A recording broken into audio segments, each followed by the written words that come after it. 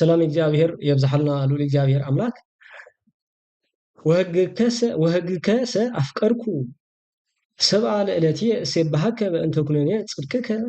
سلام بزوه لأن يفكروا سمك وألبوم اكفت تصفوكو أدهنتك اجزيئو يبل مالتي زم مزمور داويت معرف 118 كم زبلنا مالتي وهج كاس أفكاركو سبع لألتي سبحك بأن تكونني صدقك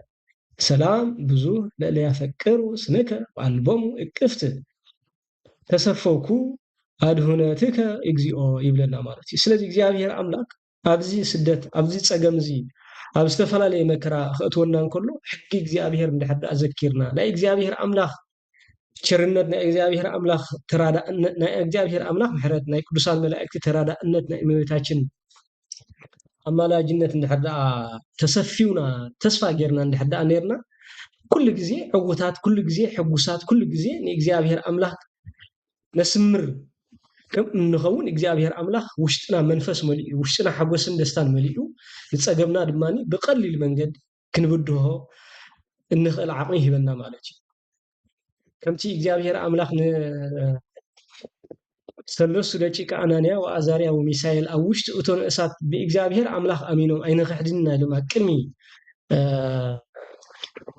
ንጉሰ ባቢሎን ማለት እዩ ናብ እቶን እሳት ዘእተዎም እሳቶም ድማ እግዚአብሔር أملاك ተሰፊዎም እግዚአብሔር أملاك ኣሚኖም እግዚአብሔር أملاك ዋላ ኣየድሕነና ዳእምበር ኣብ እምነትና ኣለና እግዚአብሔር أملاك ንኣምኒና ኢሎም ስለዳእቱ እግዚአብሔር أملاك ግን እቲ እሳት ናብ ማይ ቀይሮ ኣየንድዶምኒ ማለት እዩ ዋላ ሽሕ ግዜ እሳት ሃላ እናበለ እሳቶም ግን ከም ኣብ ማይ ዝኸዱ ዘለዉ ይዛወሩ ነበሩ ማለት እዩ እግዚአብሔር أملاك كل ጊዜ ቸርነት እግዚአብሔር أملاك ትውከል ነፍሲ እግዚአብሔር أملاك ተኣምን ነፍሲ እግዚአብሔር أملاك አሚና እትነብር ነፍሲ ሽግር ዋላ ሓንቲ ሽግር ኣይትንክፋኒ ማለት እዩ ጸገምን መከራን ዋላ ኣብ ማዕበል ይሃሉ ዋላ ኣቅድሚኻ ብዙሕ እግርግርን ኩናትን ይሃሉ ምሕረት እግዚአብሔር أملاك ክሳብ ምሳኻ ደሎ ኢድ እግዚአብሔር أملاك ክሳብ ምሳና ደሎ ግን ዋላ ሓንቲ ጸገም ክትንክፈና ይትኽእልን እያ ማለት እዩ ዋላ ነታ ነጸላ ጭላፍ ነጸላናዊ ጫፍ ነጸላናዊ እሳት ኣይትንክፈን እዩ ኣየንድዶን እዩ ይብል ማለት እዩ ከምቲ እግዚአብሔር أملاك ንዕኡ ዋላ ሓንቲ ኣብ ልብሶ ዝተኸኸ ወይ ድማ ዝነደደ ወይ ድማኒ ሓዊ ዝተንኮፈ ስለዘየለ ብቸርነት እግዚአብሔር أملاك ንሓና ድማኒ ኣብ ዝተፈላለዩ ጸገምና ኣብ ዝተፈላለዩ መከራ እግዚአብሔር أملاك ኣሚንና እግዚአብሔር أملاك ተወኪልና እንደሕዳ ንኸይድ ተኾይና ሕጊ እግዚአብሔር أملاك ቀዲምና ኣብ ውሽጢ ልብና ድማኒ ሕጉ ሲኢልና እንደሕዳ ንኸይድ ተኾይና ዝኾነ ይኹን ጸገም ዝኾነ ይኹን ሽግር እንተገጠመና ኣይሕመቐናኒ ማለት እዩ ስለዚ ድማኒ ወህግ ከሰ ኣፍቀርኩ ሕግኻ ፈተኹ ኦ ጎይታይ ሕግኻ ፈተኹ ሸውዓተ ግዜ ንመዓልቲ ድማኒ የመስግነካ በእንቲ ቁኑዕ ፍርድኻ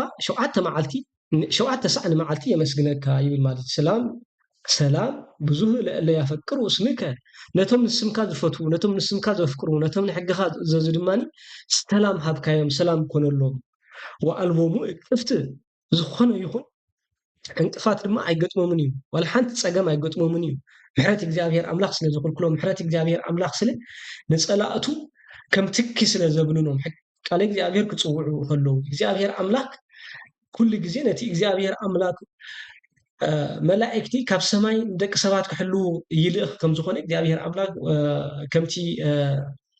ወይታና መድሓናን ኢየሱስ ክርስቶስ ኣመዋእለ ስብከቱ ንሐዋርያ ቶማስ ዝበሎ ከምኡውን ያዕቆብ ኣብ መሳለ ኣብ መደቆሲ ኮይኑ ዝረኣየ መሳለ ለእግዚአብሔር أملاك መላእክቲ ይወርዱን ይዓርጉ እግዚአብሔር أملاك ድማ መላእክቲ ንደቂ ሰባት ዝሕልው ንዓና ንደቂ ሰባት ንደቂ ሰባት ካብ ናይ እንቅፋት ጸላኢ ሰናያት ካብ ዝተፈላለዩ ናይ ጸላኢ ሰናያት መከራን ጸገም ንዝሕልውና እግዚአብሔር أملاك ኩሉ ግዜ ይልእኸልና ማለት እዩ ንመን ይግንድልኦ እግዚአብሔር أملاك ነቶም እግዚአብሔር أملاك ተወተሉ ነቶም ሕጊ እግዚአብሔር أملاك ኣሚኖም ዝኸዱ ነቶም እግዚአብሔር أملاك ዘመስግኑ ሰባት ነቶም እግዚአብሔር أملاك ኣሚኖም ሕጉ ተኸቲሎም ትእዛዛቱ እናፈጽሙ ዝኸዱ እግዚአብሔር أملاك ኣይገድፎምን ማለት እዩ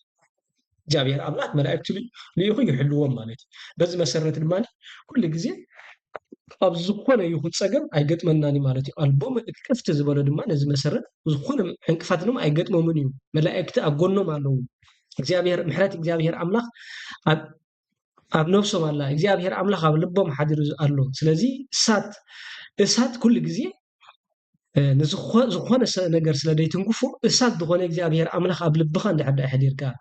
እሳት ዝኾነ ሕጊ እግዚኣብሔር ኣምላኽ እንድሕር ዳኣኒ ኣብ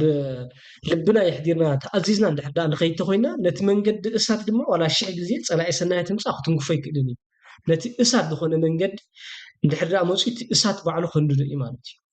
እቲ እሳት ዝበሃል ዘሎ ድማ ሕጊ እግዚኣብሔር ማለት እዩ እቲ እሳት ዝበሃል ዘሎ ድማ መላእከ እግዚኣብሔር ንወዲ ሰብ ክሕልዎ ዝመፅእ ማለት እዩ ምሕረት እግዚኣብሔር ኣምላኽ መንፈስ ቅዱስ እግዚኣብሔር ኣምላኽ እንድሕር ዳ ኢኽልካ ፀላኢ ሰናያት ዋላ ሓንቲ ከጥቃዓካን ከሕመቐካን ኣይክእልን እዩ ማለት እዩ ኣልቦም ቅፍቲ እዩ ማለት እዚ ድማ ዝኾነ ነገር ዕንቅፋት ኣይገጥሞምን ይብለና ማለት እዩ ተሰፈውኩ ኣድሁነትከ እግዚኦ ናትካ ምድሓን ናትካ ቸርነት ናትካ ምሕረት ድማ እግዚኣብሔር ኣምላኽ ተስፋ ገበሩ ይብል ዘማራይ ዳዊት ማለት እዩ ስለዚ እግዚኣብሔር ኣምላኽ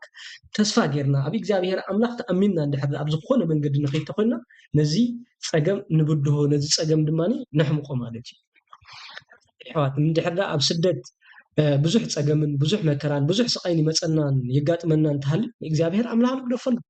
እግዚኣብሔር ኣምላኽ እስማ ኣልቦ ዘይሰኣኑ እግዚአብሔር ኣምላኽ እሲ ዘማራይ ዳዊት ክብል እንከሎ እስማ ኣልቦ ዘይሰኣኑ እግዚአብሔር ኣምላኽ ዋላ ሓደ ድሰኣኑ ነገር የለን ነቲ ዓለም ዝፈጠረ እግዚአብሔር ኣምላኽ ነታ ነፍሲ ዝፈጠረ እግዚአብሔር ኣምላኽ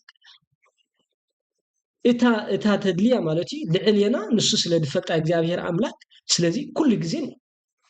ነፍስና ኣብ ሕቁፊ እግዚአብሔር ኣምላኽ አንቢርናያ ኣማሕፂናያ እንድሕር ዳ ንኸይድ ተኾይና ሽግር ኣይገጥመናን ማለት እዩ ፀላእትና ኩሉ ግዜ ካባና ንዓና ንኽሪኡ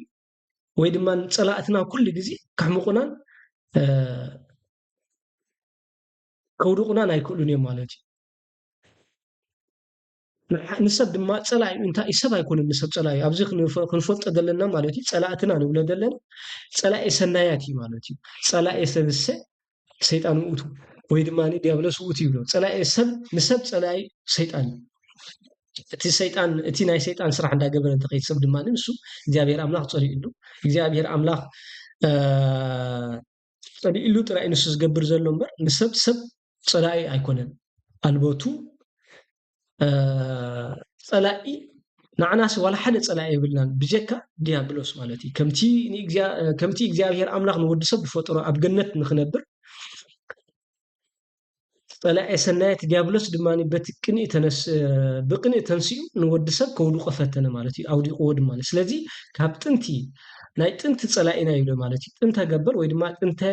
ፀላኢና ድብሎ እግዚአብሔር ኣምላኽ እዚ ሕጊ እግዚአብሔር እዚ መጽሓፍ ቅዱስ ባ ጥንተ ፀላኢ ድብሎ ፀላኢ ሰናያት እዩ ማለት እዩ ፀላኢ ሰናያት ጥንተ ናትና ፀላኢ ናይ ጥንቲ እዩ ማለት እዩ ስለዚ ፀላኢና ከውድቀና ይክእልን እዩ ፀላኢና ዕንቅፋት ዋላ እንተገብረልና ክንወድቕ ኣይንኽእልና ሰንከልከል ዳ ንብል እምበር ሕጊ እግዚአብሔር ኣምላኽ ኢድ እግዚአብሔር ኣምላኽ ተድሕነና ማለት እዩ ሰንከልከል ኢልና ነድሕን ሰንከልከል ኢልና ከይወደቕና እግዚአብሔር ኣምላኽ መፂ ብኢዱ ይድግፈና ማለት እዩ መላእክቲ ልኢኹ በዚ መሰረት ድማ ኣብዚ ስደት ዘለና ወይ ድማ ኣብ ዝተፈላለየ ኣብ ኣሜሪካ ይኹን ኣብ ዝተፈላለየ መንገዲ ስደት ዘለና ኣብ ኤውሮጳ ብዙሕ